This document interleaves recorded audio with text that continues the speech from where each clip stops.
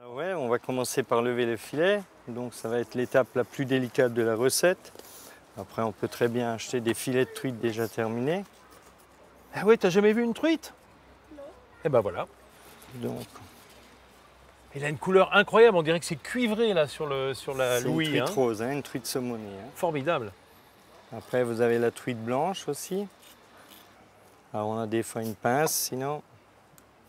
Une fois qu'on a fait ça, on va faire un mélange de gros sel Oui.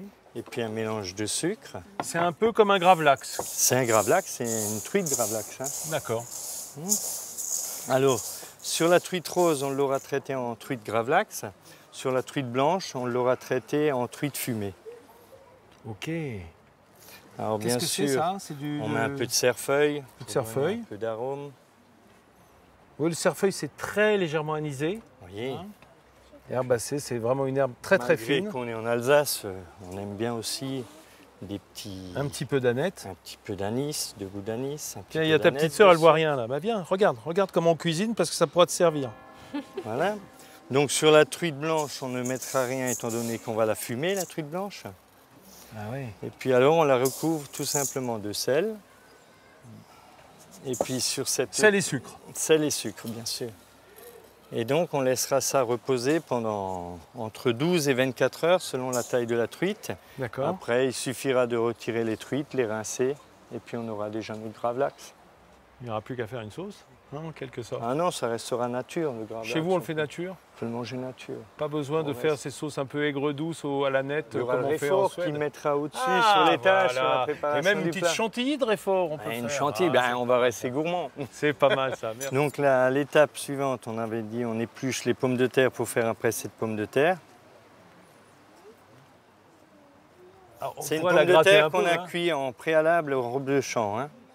Alors, on a une pomme de terre qui est cuite dans la peau. Alors on va les couper en petites lamelles. À On l'écraser. n'écrase pas à la fourchette. Si, à la fourchette, Si, à mais la après fourchette, avoir bien fait des sûr. premières rondelles, c'est ça? Ouais, comme ça c'est plus facile pour l'écraser. Mais Après, comme, comme dit, pour le mélange des saveurs, quand tiens, elle est froide. on fait ça, je dirais de façon grossière. Hein. Grossièrement, oui, bien sûr. Parce qu'en fait, on va la lier avec quoi? Après, on rajoutera juste un peu d'ail, un peu d'herbe fraîche, de toute façon, toujours un peu de cerfeuil, un peu d'aneth.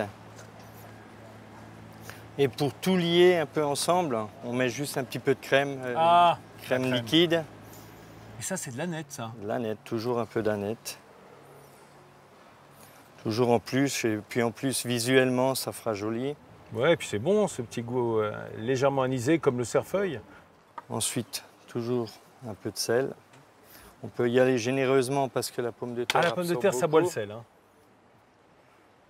Et on termine avec de la crème, de la belle crème alsacienne. Ah, bien sûr, de la crème d'Alsace. Qu'on mélange tout un peu ensemble. Donc en dernière étape, on a donc notre truite gravlax.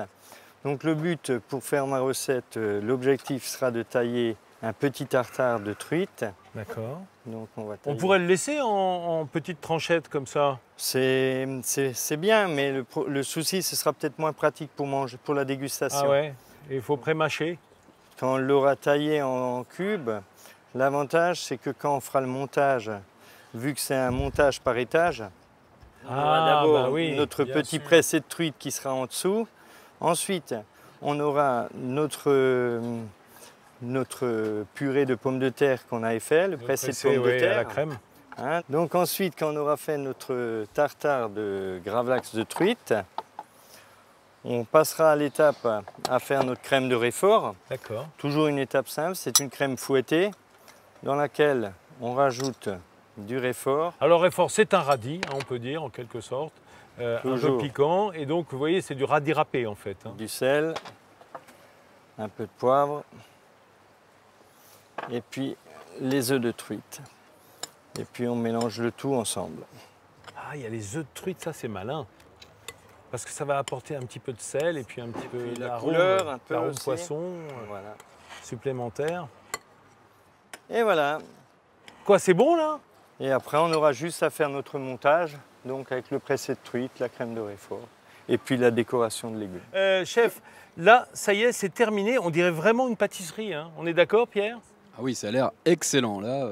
Allez, on va amener du croquant, on va faire goûter à Pierre Nuss notre voix de France Bleu Alsace. Merci Filmous.